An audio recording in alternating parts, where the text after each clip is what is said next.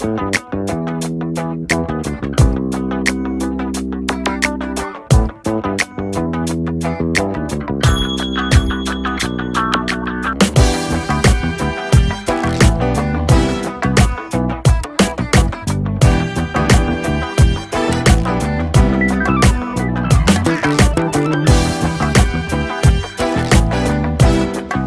ötesinde liderliğin en önemli konularından biri kültürel zeka. Kültürel zekanın ne kadar yüksekse, cultural intelligence'ın ne kadar yüksekse o kadar sen başarılı yetkinin ötesinde lider olabilirsin dedik ve Julia'yı bunun için çağırdık. O yüzden siz de geldiğiniz için hepinize çok teşekkür ediyorum ama bizi 3 dönemdir yalnız bırakmayan derneğimizin sevgili başkanı, Ortak İdealler Derneği'nin babası Adnan Nas, Julia'yı takdim etmesi ve size de hoş geldiniz demesi için buraya çağırdım. Londra'dan, kuruculardan biri olan Alice'la birlikte bu hanımefendi ile tanışmıştık. Kurucuları toplamaya çalışıyorlardı, kimler kuracak Türkiye'yi diye. Ve bayağı zorlu bir iki konuşmadan sonra ben bu derneğin kurucularından biri olmayı kabul ettiğimde, ki o sırada PwC'deydim, bir şeyi beyin çarptığını hissettim ama belli etmedim. Hatta Ayşegül pek hoşlanmadığını bu fikirden zannetmiş benim. Vizyonu derneğin çok ilginçti aslında. Ya ilk defa öyle bir vizyonla karşılaşıyordum. Yani ötekileştirmeye, kutuplaşmaya karşı olan bir dernek. Türkiye'nin ne kadar büyük ihtiyacı vardı bir de yani. Ya dedim bu derneğin farkına varırlarsa eğer Türkiye'de bunu herkes destekler, büyürüz. Bu ümitle büyük şeylerle. Hatta İngiltere'de kurulmuş bu dernek ama İngiltere'de bu kadar büyük sorun değil kutuplaşma. Bizde esas büyük sorun. Orada bile bu kadar ilgi topladığına göre bizde hayda çok desteklenir herhalde dedim. Fakat bu kadar biliyorsunuz Türkiye'deki siyasi ortam, gelişmeler pek buna izin vermedi. Dernek biraz bizlerin ortaklaşa çabasıyla ancak bir yerlere gelebildi. Gerçi zaman zaman devletten de burada rol alanlar ya destek verenler oldu ama bireysel bazda. Fakat zannediyorum bu kadar yıllık tecrübeden sonra Türkiye'de aslında bu derneğin vizyonuna uygun bir ortam da oluşuyor yavaş yavaş. Yani kutuplaşmanın, ötekileşmenin, birbirinden farklı grupların birbirine düşmanlık etmesinin ne kadar zararlı olduğunu filan herkes anlamaya başlıyor. Ve tabii saygıdeğer kurucumuz Julia Middleton tam bir Amazon'dur kendisi. Ben onu görünce hemen Amazon aklıma geliyor. Amazon kadınları gibi. İngiltere'de Amazon kadını olmak daha kolay tabii Türkiye'ye göre. Onu davet edeceğiz. Sıra onda. Aslında Cultural Intelligence konusu da bu derneğin vizyonunun hakikaten bir parçası. Yani bu şeyin empati ile davranmanın, başkalarının yerine kendisini koyabilmenin, ötekileştirmeyi azaltmanın. This is your turn, Julia. Please proceed to the stage. And thank you very much for having me. It's in Istanbul, in an extraordinary moment in the history of many things, in the history perhaps of cities all over the world. Thank you very much for having me. When you were young, did your parents tell you that the secret to everything was to study and become clever? Yeah? IQ. Yeah?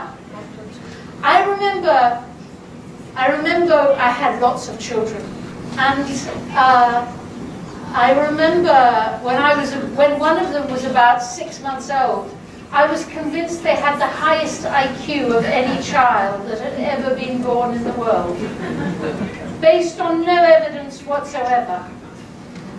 But you believe that IQ is the answer to everything. Yeah, you do your exams, you become more clever, your IQ goes up, it's fantastic. It interests me that the amount of people that you meet over the years who say, if you could just take the people out of leadership, there would be no problem. Yeah? All you need is to be clever. People, just push that out of the way, And then IQ is the answer to everything. Now, I would suggest that leadership is about people. So IQ is useful, it's important. And in a world where there is so much information, it's very important. But it's not enough. So then, I can't remember how many years ago, someone came up with EQ, emotional intelligence. That was great. It was a move in the right direction. It recognized that leadership was about people, not just facts. But then you meet people who say, I'm good with people. And they forget to add the extra 2 words. I'm good with people who are like me. And I think that the future is people who are leaders who are good with people who are not like them. Yes? You need not just IQ, not just EQ, you need CQ, cultural intelligence. The ability to work with people who are not like you. And to thrive, to succeed, to love it. Not just to put up with it, but to recognize it as the treasure that you've been given. So cultural intelligence fascinates me. The ability to work in different cultures and to thrive as a leader as you do that. Some leaders have it, naturally, and you see them going from one place to the next, and you say, how do they do it? And then you and I just stumble and try and figure out how to do it. Some organizations have many cultures together and thrive because they do, and some cities have masses of cultures that work together, and I would suggest they thrive because they do. It may be important for a moment to just be a bit clear on culture. Culture to me is a very broad word. You have all been on common purpose programs. Culture is as much about sectors, yeah? We all know that there are horrible people in this room who work for the private sector, who are just making money for shareholders. We know that there are people from the charitable sector, like me, who probably are a bit stupid and slow and wear the wrong shoes. And we know that there are people who work for the public sector who are just wasting public money. Yeah? And then we came on a common purpose program and we discovered there are just people. Yeah? All dealing with often the same challenges.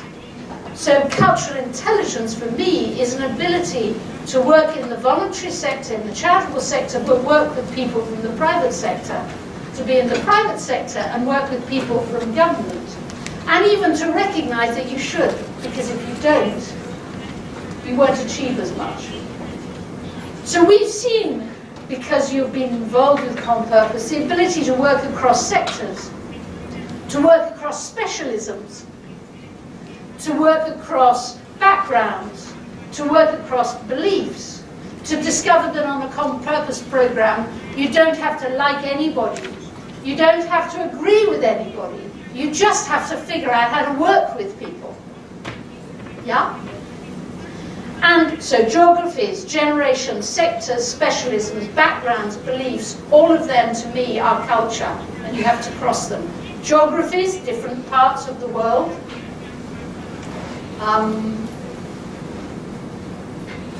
The other day I wanted to do something in Germany where common purpose is strong. And I said, well, we need this man's help. And they said, well, he won't help. And I said, why? And he said, because you're involved, Julia. And I said, what did I ever do to this man? And they said, he hates you. And I said, but I don't remember, why does he hate me? And I was once going from the UK to Germany to do a speech, and I jumped on a plane too quickly, and I had masses of work on the plane, and I did not think that I was going, and I did not think through that I was going from Britain to Germany, yeah? And I didn't. And I rushed to the speech, and there, you know, in Germany, there, you know, there's high tables, and And I arrived, and my colleague said, "You're nearly on." And I said, "Brilliant." And they said, "Have you eaten today?" And I said, "No." And this woman gave me a banana, and then they shouted, "You're on." Yeah? "You're on." And I gave the banana skin to this man. And he has never forgiven me because it was so rude. How easy it is to get it wrong. Yeah? How easy it is to get it, for me to get it wrong, for him to get it wrong too. You have to cross sector specialisms, backgrounds, belief, geographies. And sometimes the geography is crossing the whole world, sometimes the geography is just crossing crossing the Bosphorus, crossing your street, going upstairs or downstairs in your building. That may be the geography. And then sometimes it's about generations. If I had a penny for all the idiots who talk about, do you use this expression in Turkey, we are going to harness the talent of young people. Do you use that expression? It's an extraordinary expression. I've done a lot of work in the States recently. They use it all the time. They say, we will harness the talents of young people. And I say, do you know what a harness looks like? It is a big, thick piece of leather that you put around an animal's neck to either force it to do something it doesn't want to do, or to prevent it from doing something it does want to do. If there is one thing we cannot afford to do in today's world that is changing so fast, it is to harness young people. We have to let them go. I'm 61. A generation used to take 25 years. Now a generation takes 5 years. We cannot afford a generation gap anymore. Just as you from the public and the private and the NGO sectors realized you had to work together, actually young and older have to work together, or nothing will change. So to me, culture is broad. Geographies, generations, sectors, specialisms, backgrounds, beliefs. We have to cross them. And remember that sometimes, because you're obsessed with one problem, you see it everywhere, yeah? And about 2 years ago, I got a big promotion. For the first time in my life, I became a mother-in-law. Yeah? And not just an ordinary mother-in-law. I became the mother-in-law of a young woman from Bangalore in India. Yeah?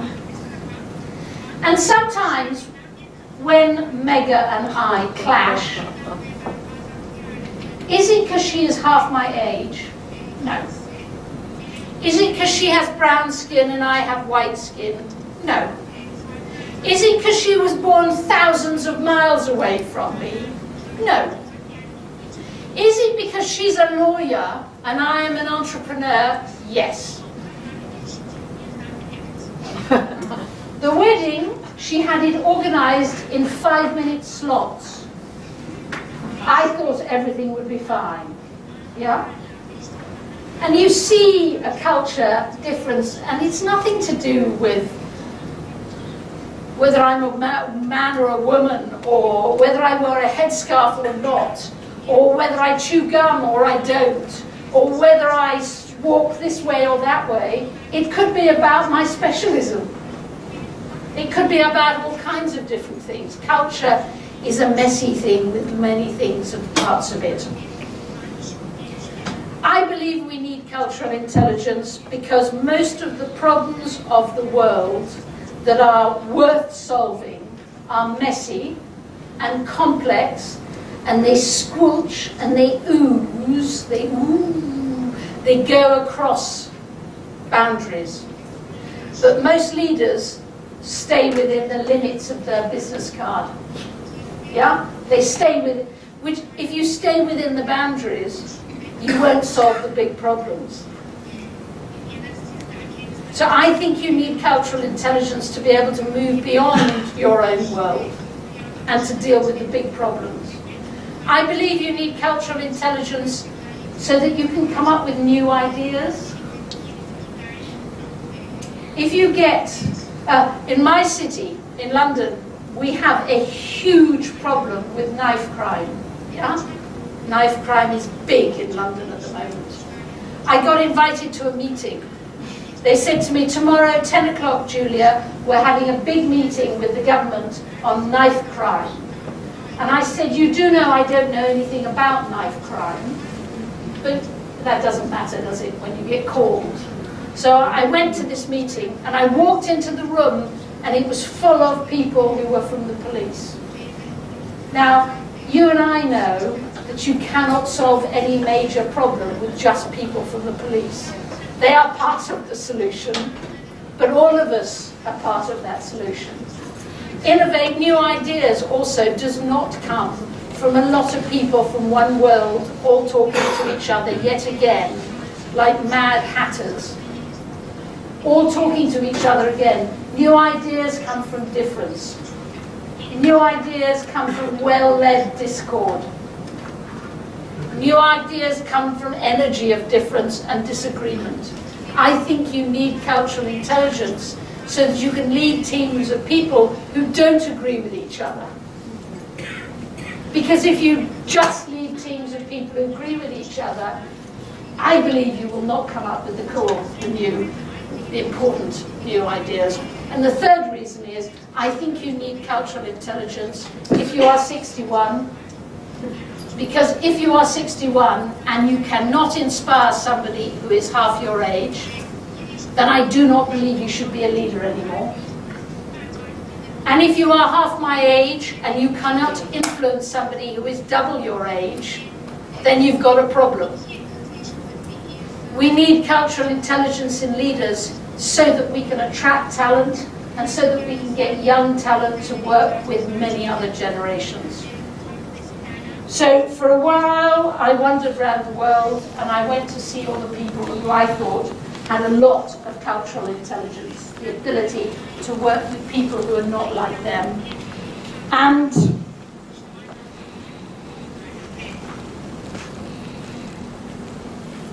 I came up with something that I offer to you, which the very clever people here will tear to pieces, yeah? Because like all models, it's not perfect. And in fact, I think like good models, it's very simple. So when you look at it first, you think, this is a bit pathetic. But for me, it has been a very powerful way of having conversations that actually you normally can't have. You know those conversations where you walk and you go 3 steps forward, and then suddenly somebody says something, you're, oh, I'm out. Because you dare not go any further. But if you don't go any further, you have missed the opportunity to learn something and to have some good ideas. So for me, this model merely helps you to have a conversation that's one step further on about differences. So let's pull that up from, did you put it back in my pocket? Thank you so much. You're so clever, Burcu. You're always more clever than me. Oh, I switched it off now. Yeah, okay. So, next. Ah! The wonderful Burcu. Right. So, let me propose to you that people who have more cultural intelligence have figured this out. Stay with me, right? So this person here, that's you and I. People with more cultural intelligence have figured out what is their core and what is their flex. Their core,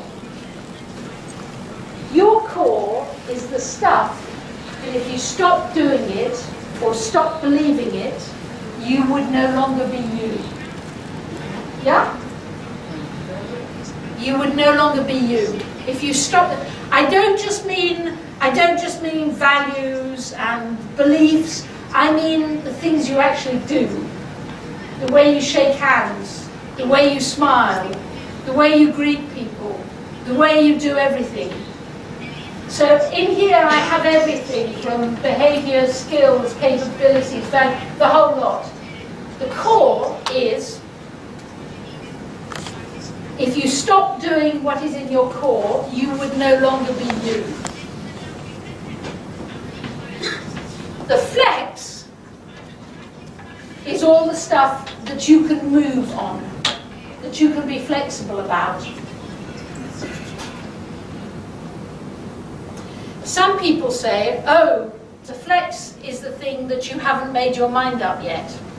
Nah, I have made my mind up. I have decided to be flexible.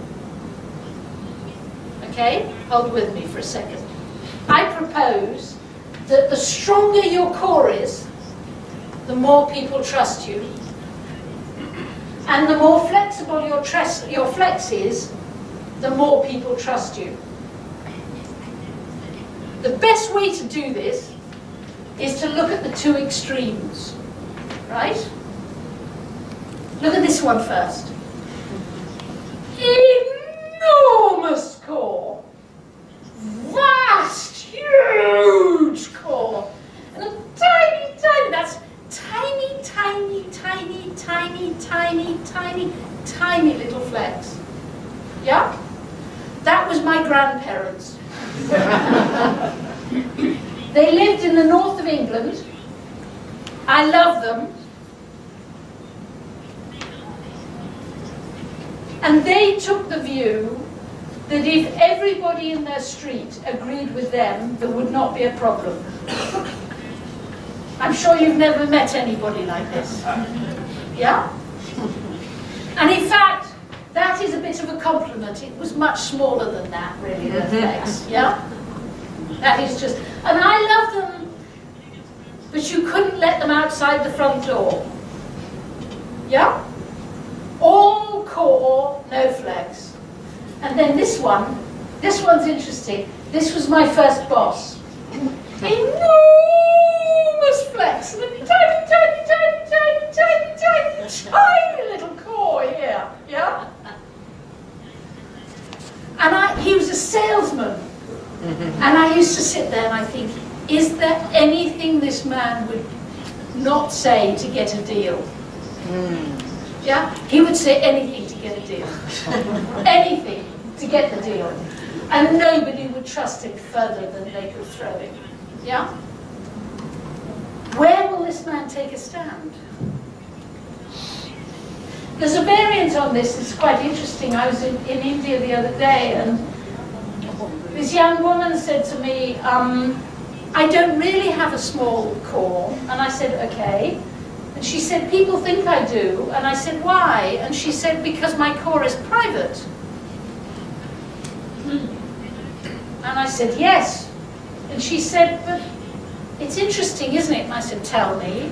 And she said, if you're a leader, you can't hide your core, can you? Because no one will trust you.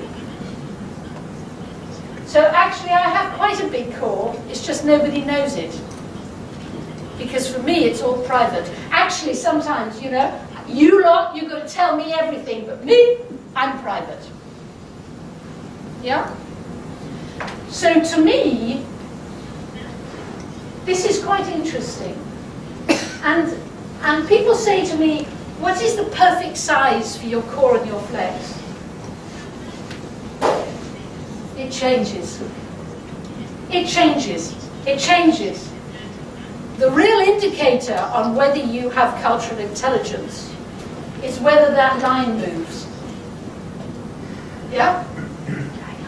If that line never moves, it's either because you are never doing anything outside your own world,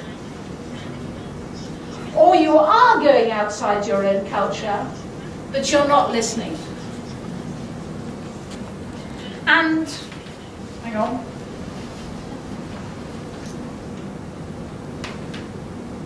No. There we are. That line moves. It moves through life. Because different things happen to you. It moves. It shouldn't move much, but it should be moving. It shouldn't be swinging. It should be calibrating. Yeah? Someone said to me years ago, you know, cornflakes was useful. And I said, tell me. And they said, I've stopped spitting in the street. And I said, explain this to me. And he said, I have discovered something I didn't know. That if I spit in the street in front of somebody, for some people that is so disgusting they will never forget it. And I have realized that I can stop spitting in the street and still be me. Make sense? The other example which I offer, who knows, I remember the first time I went to do some work in Jeddah, which is, as you know, the port city of Saudi. Port cities are always more interesting because lots of cultures are all there. Yeah. And I remember before I left, this person said to me that to be successful in my endeavors there, I should cover myself. And I thought a lot about it, and thought a lot. And then I have 5 children, the middle 3 are girls, right? And so they all arrived one evening to give me a lecture. They sat me down and they said, Mum, you have been a women's libber all your life. How could you for a minute consider covering yourself? Now, it's very important to listen to your children, but not always to agree with them. Yeah? And the truth is that I kept on thinking about it, and in the end I came to the conclusion that all my life I have said that what I wear is in my flex. And if what I wear is in my flex, then I will cover myself if it makes me more successful in Jeddah. So I went to Jeddah, I went into the ladies' lavatory on the plane and changed and went. And the first thing that interested me, for me, was a sudden realization that I had never seen before. That up to then I had always believed that women who cover themselves are somehow weak. If I'm really honest, that is a view I had held. I never knew it. It took me going to Jeddah to realize it. But I thought that I realized it. And then, because I was in Jeddah with all these powerful women, you suddenly realize what a stupid view this was. Yes? When you're surrounded by powerful, extraordinary women who cover themselves, you cannot conclude that all women who cover themselves are weak. So for me, it was a big And I worked there, and that was very interesting. But then the interesting thing was coming back to London. Yeah? And I arrived back, and people would say, And you go, okay, what now? And they would say, you see. And whenever anybody says you see, you know you're in trouble. Yeah? And they said, you see, Julia, you go to Jeddah and you cover yourself and wear those clothes. They come to London and refuse to wear Western clothes. And my answer is, the women I met in Jeddah, what they wear is in their core. What I wear is in my flex. And looked through that, it's a stupid point. People have different things in their core and their flex. Yeah? And I think that as you go through life, things happen and you suddenly rethink things. I'm very interested now that I'm 61. I feel like I spend my life trying to push my core back down again. You know, when you get beyond 60, you begin to think you're right. And it's really dangerous. You've got to shove your core back down again and tell it to behave itself and remain flexible. And it's interesting, I look at my generation, when they are surrounded by people who are much younger than them, sometimes their core and their flex starts bing and bing, and they go like my grandparents, yeah? And people who are 61 like me, with young people, suddenly either they go all core and they became sort of people of great wisdom for the first time in their lives, because they've never had any wisdom up to then, yes? Or they become completely flexible and smart and clever and trendy and pretend that they're young, yeah? And actually you should be calibrating, though it has to be said that response to generational difference I have seen in people who are 61 and I have seen in people who are 28 when they're being rude about people who are 22. You swing around, you learn about yourself, the line between core and flex, you're calibrating it, you're learning more, you're being put in new situations.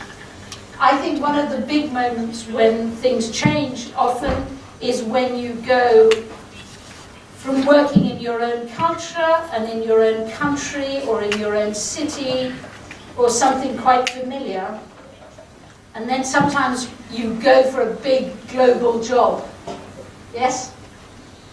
And that sometimes causes an enormous problem of that transition.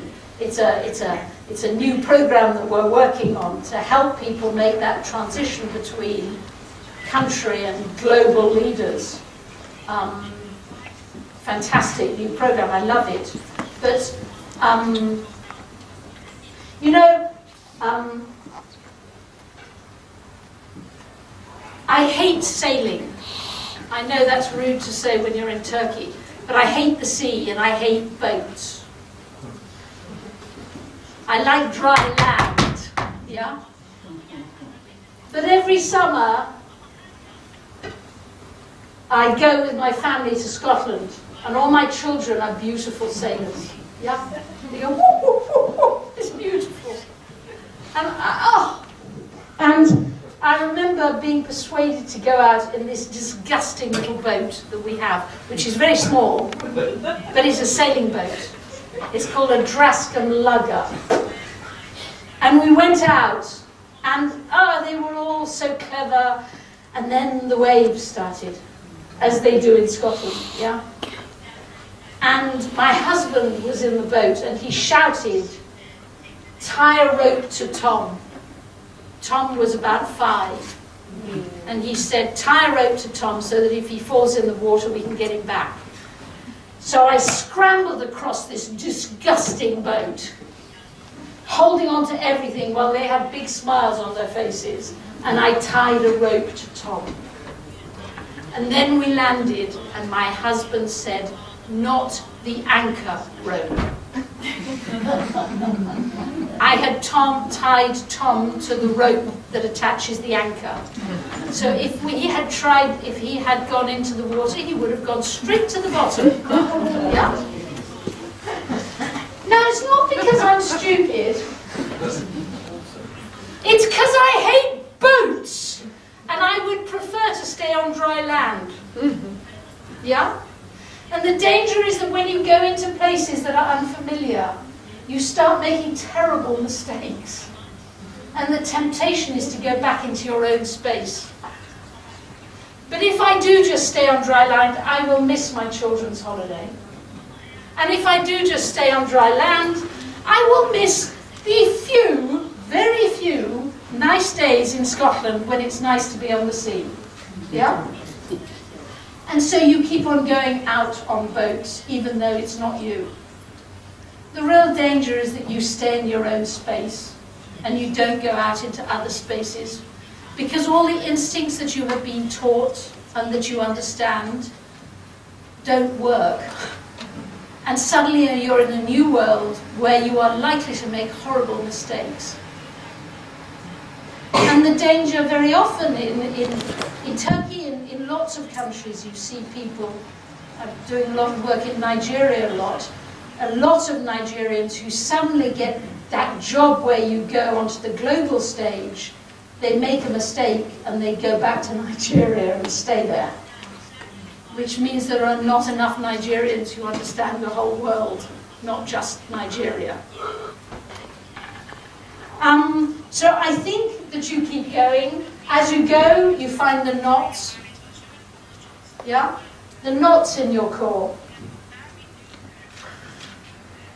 Yeah? The things that when you look at them really hard, they're not based on judgment. They are based on prejudgment. Yeah? And they're not based on fact. Now, there may be some people in the world who don't have any of these. Most of us do. And as you go through life, you find them. They surprise you sometimes, like I did with Jeddah. Suddenly realize, I never realized I had that view, but you suddenly do. And then you have a choice when you find a knot in your core. You can either move it to your flex, yeah? Or you can say, it's built into my DNA, it's not going to change in me, but at least if I know it, I can make it my problem, not somebody else's problem. Does that make any sense? And as you go, and I promise we're not, how are we doing for time? Is everybody very bored? What do you think of the room? Yes, we're fine. You all right? Yeah. Keep going a bit, but not too long. Yeah? Do you want to all stand up for a minute and jump up and down? No? Fine. I think the thing that's perhaps very interesting is this. Yeah? Cultural intelligence is interesting, and one of the things you discover, when I was writing the book, I began to realize that lots of people thought that you would become more culturally intelligent if I could persuade you to reveal your culture to me. And you, and you, and you, and you, and you, and you. And the more you all reveal your culture to me, the more my cultural intelligence will go up. And in some ways that is true. But there is one culture that is more difficult than any other culture in the world to understand. And that is your own culture. And where your culture helps you to understand other people, and where your culture perhaps doesn't. So unpicking your own individual core and flex is very important. But then, suddenly, you're at work, yeah? And you are in the middle of two different cultures coming together. And it's your job to find a way so that they can work together. It's not just about your culture, it's about when cultures come together. And sometimes they collide. Yeah? And you are in the middle. You're the leader, and you have people who are 61, like me, who know that artificial intelligence is really interesting, and who intellectually have thought some of it through, and who lived through the age of underestimating how much the internet would change things, but fundamentally are quite frightened by artificial intelligence. Yeah? And then here you have my youngest son, who is 22, who is unbelievably excited by artificial intelligence. Yeah? My eldest son is 32. He's not excited. He's more like me. Yeah? But the 22-year-old, he can see it. He can see what we can do. And somehow you have to bring these cultures together, don't you? you have the public sector and you have the private sector. And you have the private sector who think that everybody, if you know, or I tell you what, the private sector when they go in to sort out a school, yeah? And the private sector know perfectly well that if everybody ran schools like the private sector is run, there would not be a problem, yeah? And schools are saying we can't be run like the private sector, and you're the leader in the middle, yes? Whatever it is, you are the leader at the point of collision. And I think that one of the things that became very interesting to me was to try and use the core and flex model to try and figure out where you were. Let me explain. Maybe this person and this person are both in flex. Yeah? So it's cool, it's easy. Everybody's in flex. Not a problem. All flexing. It's where the worst mistakes happen. The best example of this I can give you, and please forgive me, all the men in the room, if I tell you a story that is really just for the women in the room. It's not that I don't like men. I married one. I love them. But it's a good example, right? So for the women in the room, do you ever go to a dinner where a man stands up to make a speech at the end and he makes really funny jokes about women? It never happens. And he thinks we're all in flex. We're not in flex. I think you're an idiot. Yeah? The jokes are usually involving golf in some way. Yeah?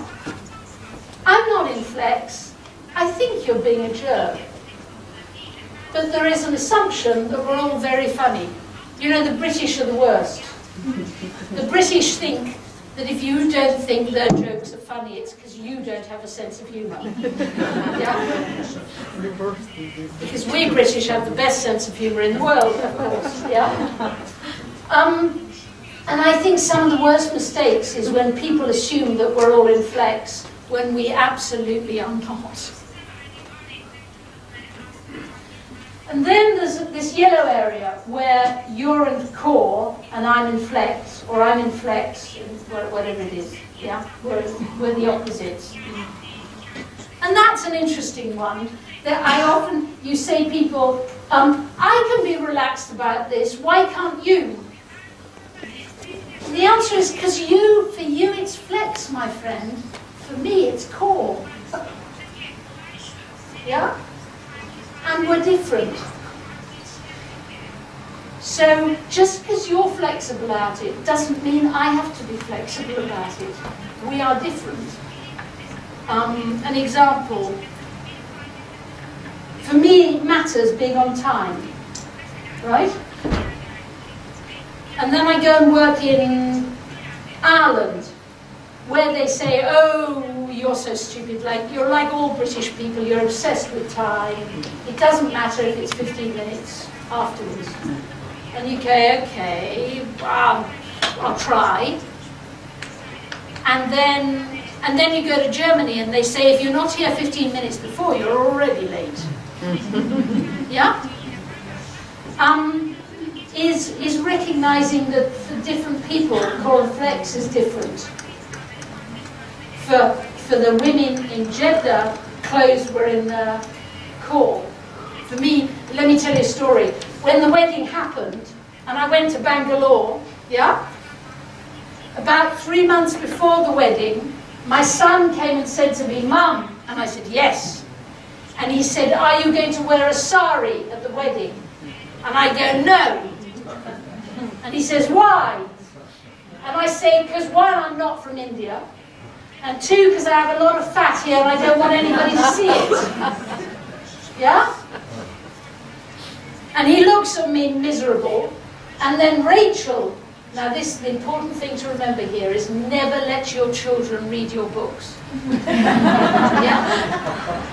So Rachel walks into the room and says, "Mum, I thought you said what you wear is in your flex." So I wore a sari. Yeah?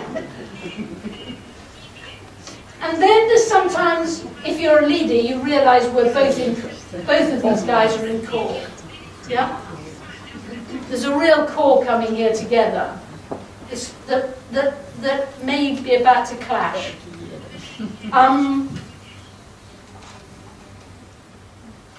I think the first, as a leader, is to say people misunderstanding here.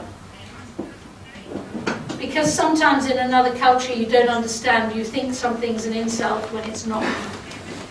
So the first thing you have to do is, are these cores really clashing, or is it a misunderstanding? The second one is, are they clashing or are we just disagreeing? And as all you realised when you were on the Com-Purpose programme, it is possible to disagree with people and still work with them. And then the third one is, there is a genuine clash going on here between two cores in the team that will not work well together. And I think as a leader you have a choice. Either you are going to have to persuade people to completely concentrate on the commonality because the price of success is so great, or you are going to have to walk away because your core is not just for show, it's for real. And I think analysing it in this way helps quite a lot when you're a leader to say, is my team in flex? Is it in core flex core? Or is it in core? Are we really clashing here? And is the clash that we can't overcome? Or is it one that we can work through? So, to me the price of the benefit of cultural intelligence is enormous. The world is short of ideas. A lot of the world has to achieve more with less. And a lot of the world has to achieve more for more people. That means a lot of innovation. That means a lot of new ideas. That means that those of us as leaders have to pull difference together. And not just be mad people trying to bring the same old people together, hoping that something different will happen this time. I think you need it for innovation. You need it to deal with the messy problems. And you need it to be able to draw generations together. So I offer it to you. But the truth is, I was brought up to believe, and my father taught me, that port cities, places that are ports, are the places where cultures come together in the world. And it has to be said, my father always used to say that Istanbul was the place where cultures came together and had for hundreds of years. So in my culture of my family, really the concept of cultural intelligence comes from your heritage as a city, where you have always, through the years, brought cultures together as one of the great port cities of the world. So I thank you for that inspiration. Teşekkür ediyoruz.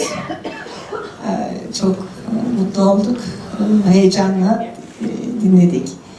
Ben şeyi soracaktım. Yani Julia anlatırken hep evlilik içerisindeki halleri de hissettim. Sanki kadın erkek karı koca da bir farklı kültür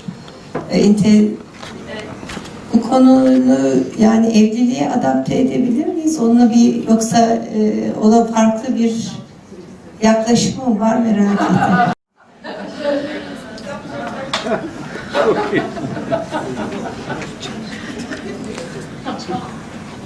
Well, we can adapt this to work. That's ready. I think there are lots of things that you can adapt it to whenever you're with somebody who's not like you. Yes? And the truth is, you are never going to meet anybody who is like you, including your husband. And I remember a journalist once asked me, where was I when my husband asked me to marry him? And my answer was, I was on my knees trying to persuade him to make a decision. So we have always been and I have not always got it right. And when people say, how is my husband? I say, he is more like him. Yeah? I see very few marriages that I would want. So I know how lucky I am. But I think some of that, and it's the other day I was on a panel, and it was a women's conference, and they asked, what the audience said, what was the most important decision you made in your life? And the other four people made very clever answers. And then it came to me, and I said, in my view, if I'm honest, the most important decision you make in your life is who you choose to spend your life with. And if you're lucky, you get it right. And the audience got furious with me and said that I was reducing this to men. I don't know, whatever. But I do believe that the most important decision you make in your life is who you choose to spend your life with. And I think you need an enormous amount of cultural intelligence to be able to survive a marriage. To be able to adapt, but to also not get lost yourself in the other person. Because I do remember, I have a hugely, you've met him, his IQ is infinitely greater than mine. And for a few years, there were lots of things I didn't do because I lived with a man who was more clever than me. And it took me a long time to figure that one out, yeah? And to realize that he had a different kind of intelligence from me. So I think that you use this technique with anybody who's different from you, and let's face it, everybody is different from you. I also believe you use it as a parent. I tell this story with nervousness, because I can see that you are, that you probably have different views from me on the thing I'm about to say, but one of my daughters, I discovered, was saving money all the time. And I couldn't understand why. And in the end, I caught her, and I said, why are you saving so much money? And she said, because I'm going to have plastic surgery. Now, in my core, you do not have plastic surgery. Yeah, you do not. And it took me a long time to realize that my children don't have the same core as me. And that I had to let her do something that is not in my core. She also told me that I had to go and tell my husband about it. That was fun. But I think that you have to slowly realize that other people do not have the same core. And if I'm really honest, she was right. It changed a bit of her physically that has made her much more confident.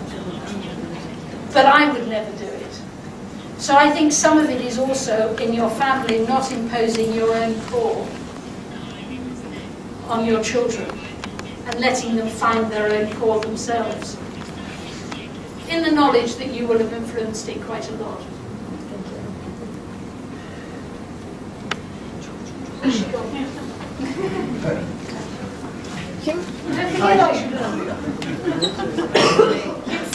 You need a lot of core and flex to understand that.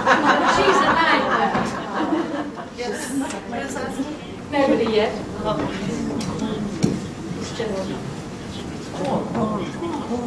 Öncelikle çok teşekkür ederim değerli bilgiler için.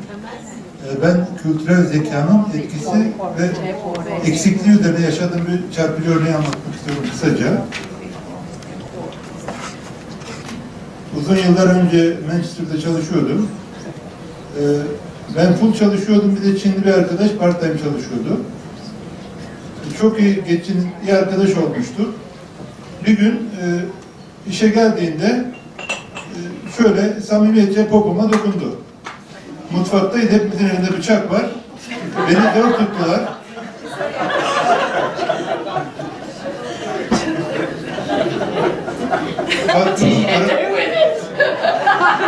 Unfortunately, patron araya girdi, yapma oğlum dedi. Yani Çinlilerde samimiyet belirtisidir, popoya vurmak dedi. Yok, ciddi popoma dokundu ama samimiyet belirtisiymiş. Teşekkür ederim. Kültürel zeka üzerine çok hemen onu çağrıştırdı bana. Kendim birebir yaşadığım için çok önemliydi benim için. Diğer taraftan ruhsal zeka üzerine ne düşünüyorsunuz? Çok teşekkür ederim.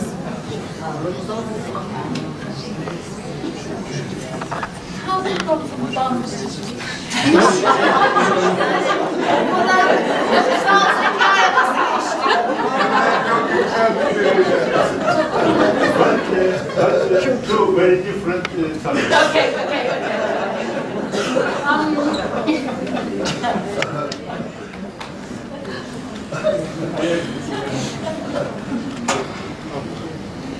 I think that the story of where somebody touched you is, wherever it is difficult. Physical touching is difficult, and I am much involved in trying to help the film industry understand the Me Too campaign, yeah? And the danger with all the film industry is that they've reduced this to a series of rules. And actually, it's about a relationship, and it's about forgiving, understanding, having conversations, building some sort of trust so that you can have those conversations. I'm sure I don't surprise you with the answer.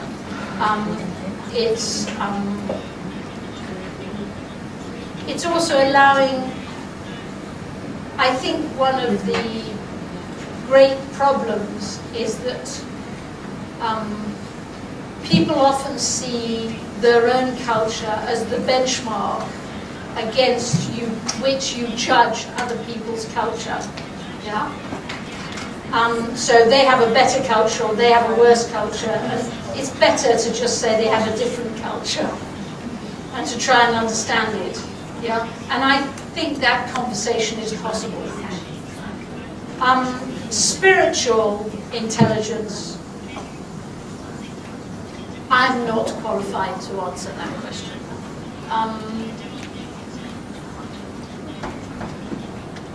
I'm fascinated by it, but I'm not qualified to answer it. I ask a lot of questions of it. So, as an example, and if I say things wrong, you are going to have to be very kind to me. Yes, everybody. But it was interesting in Abu Dhabi the other day. There was a group of male engineers, right? And we talked, all Arab engineers, and they were all doing this transition from Abu Dhabi to a global job, right? And we had these long conversations, and in the end we had a big enough conversation that I was brave enough to say to them, because you are of the Muslim faith, do you always believe that by definition you will have a bigger core than me? Does that make sense? And they pretty well answered yes, which was fantastic because it was honest. Yeah? And then I said, are you sure it's because you don't recognize my core? Yeah? You don't recognize my core as core. Mine may be very different, but it's just as strong. And we had a very long conversation about that. And the truth is that the outcome of that conversation is that about half of them said they were going to go for global jobs, and half of them said, I don't think I should go for a global job because I don't think I'm ready for this one. And I think that there are difficult conversations on spiritual. And for me, as an observer from the outside, if you also mean faith, I find it very difficult to understand the concept that there is a hierarchy rather than there is a difference, if that makes any sense. And as a distant person, I see most faiths have a lot of common core. May I ask a more ordinary question? I don't know, you have to ask Aisha. Yes, of But course. actually, if the cultural intelligence is so important, why the trend in politics is the other way around? I mean, why more politically winning political leaders in the world now are those who have less cultural intelligence, like Trump.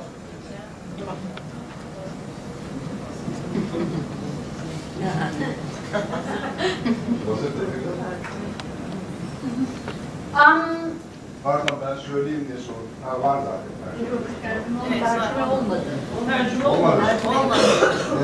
Kültürel zeka o kadar önemliyse diyorum, politikada da geçerli değil. Dünyanın çoğu ülkesinde daha kültürel zekaya çok önem vermeyen liderler başa geliyor. Tabii başka bir yerde örnekler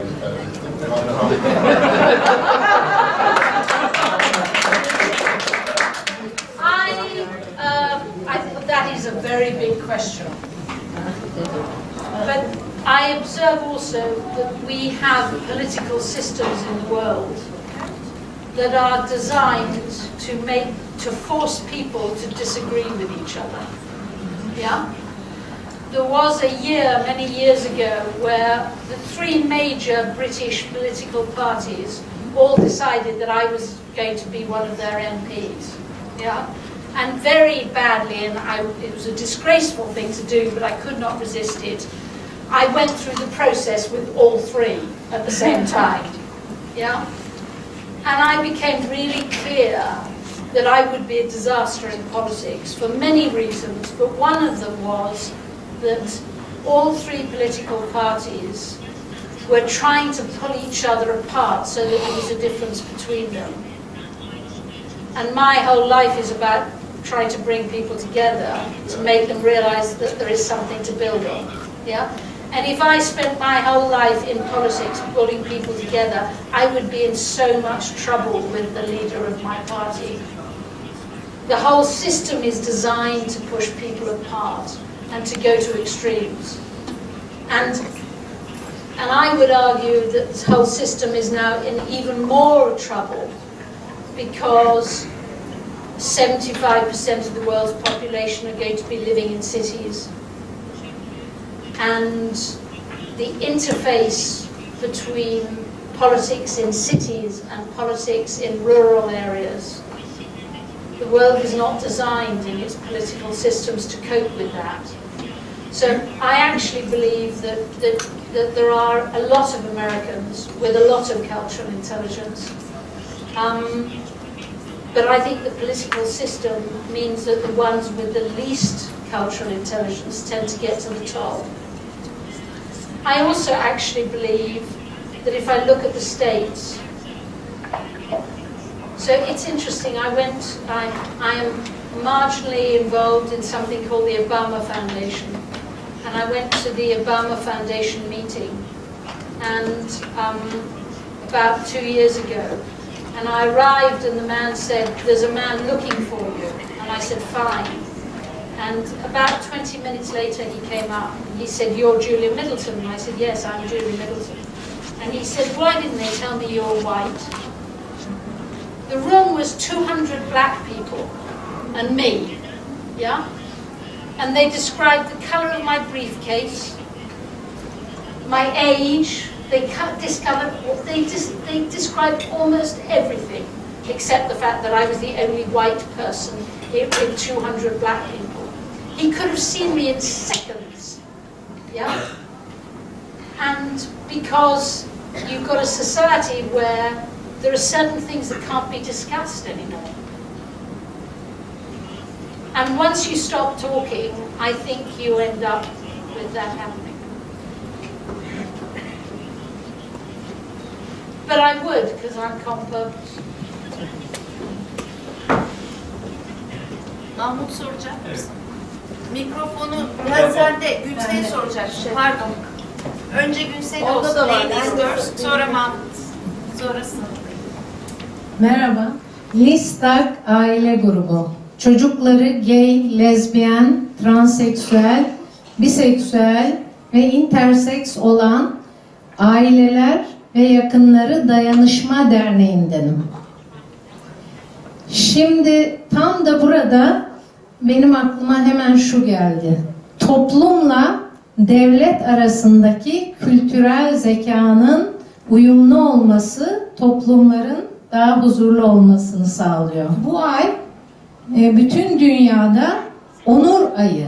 Bu hafta Türkiye'de de onur haftası etkinlikleri bugün başladı. Ve 2015 yılından beri Türkiye'de onur yürüyüşü yasaklanıyor. Şimdi LGBT camiası için bu vazgeçilmez bir alan.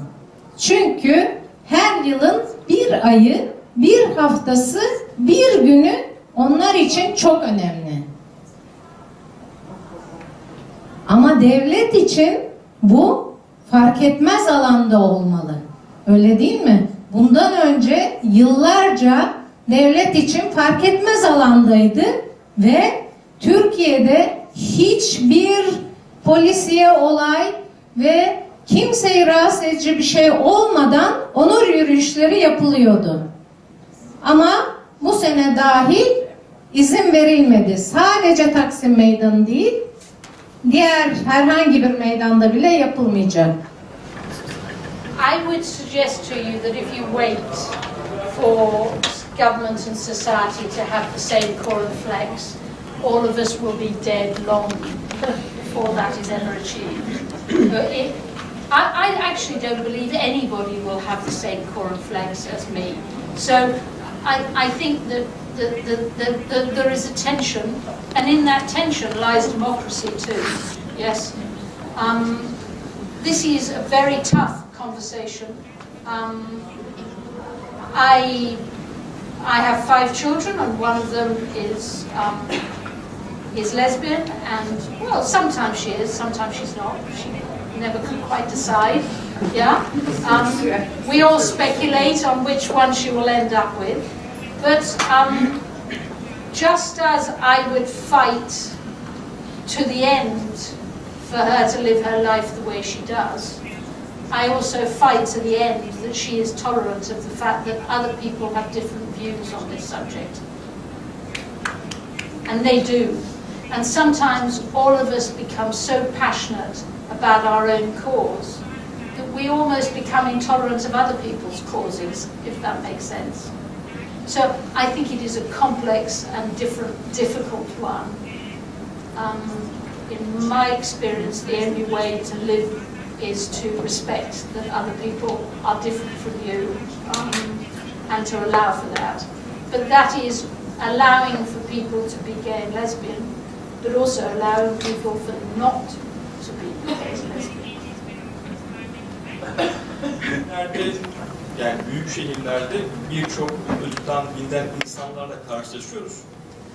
Bahsettiğiniz esnekliği işimiz gereği ya da menfaatimiz gereği uyguluyoruz. Bu bana biraz plastik geliyor. Taşralarda kıyas yaptığımız zaman daha kapalı, daha az özelliği olan, daha merkezci insanlar yaşadığı halde kendimden bir örnek vereceğim. Büyük annemin esnekliği veya yaklaşımı metropoldeki bizim yaşımızda olan birçok kültürle karşılaşmış insandan daha samimi geliyor. The first point you make, I think, is are you born with cultural intelligence or do you develop it? To which I do not know the answer. Yes? I do know the answer to a different question, which is that I don't know if you're born with it. I don't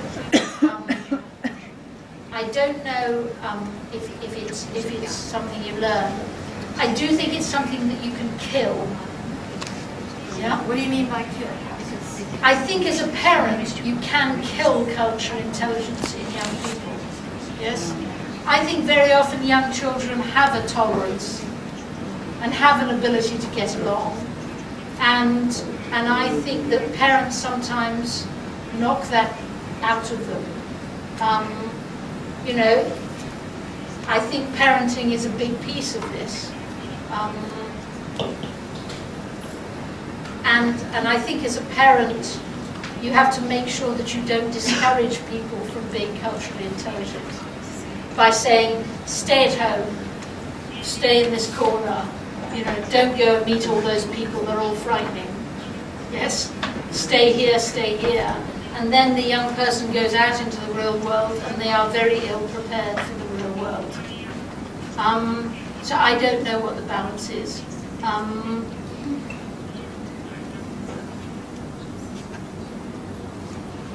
But I think parenting is very difficult.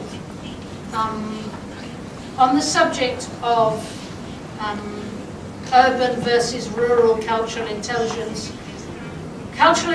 is a pretty broad concept, right? Geographies, generations, sectors, specialisms, backgrounds, beliefs. I'm sure in some rural areas there's much more tolerance for certain differences and then deep intolerance for other differences. So it is probably a messy answer, yes? Certainly the rural areas I lived in, I used to get patted on the head by older people and told to wait 40 years and then maybe someone would listen to me. Yeah? And generational cultural intelligence is weak in the rural areas I have lived in. You have to have a lot of grey hairs before anybody will listen to you. So I think it is a messy answer. I would also believe that in cities there is more fluidity, there's more dynamism to it, but also people get settled in their ways. And I think that unless you keep on, you know, if you don't go to the gym, your muscles get harder. So you need to keep pushing yourself into situations where you're surrounded by people who are not like you. Because if you don't, the muscles harden and you lose the ability to be flexible. So, and I think in cities sometimes people think they have more cultural intelligence than they do. Because they've become a bit lazy about it.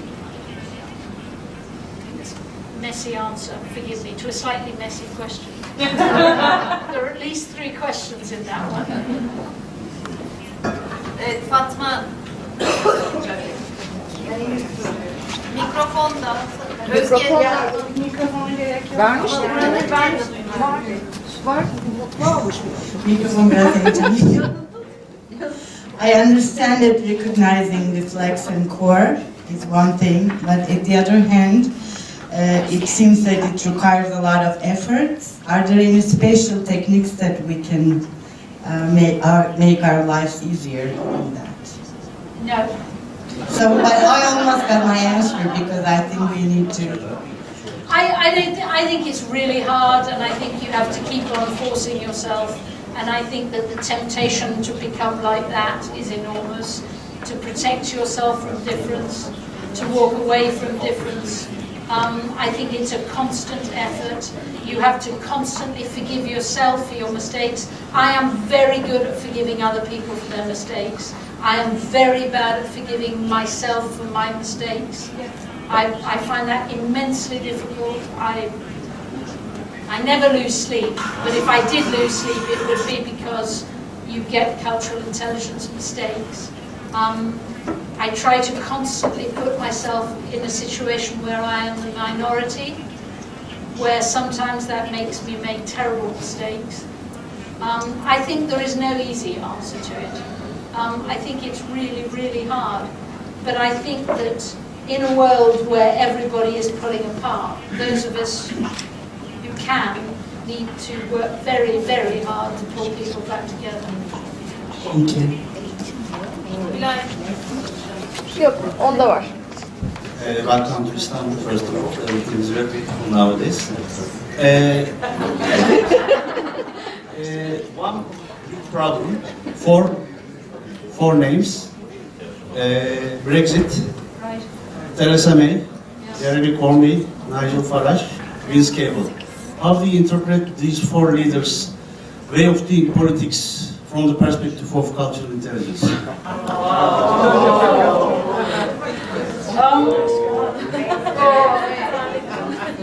weren't expecting it.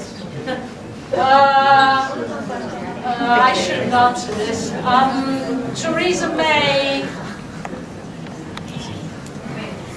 Theresa May, everybody thought she had resilience. All she was stubborn. And she was all core and no flex. Jeremy Corbyn is all flex and no core. Who was the other one? Vince Cable.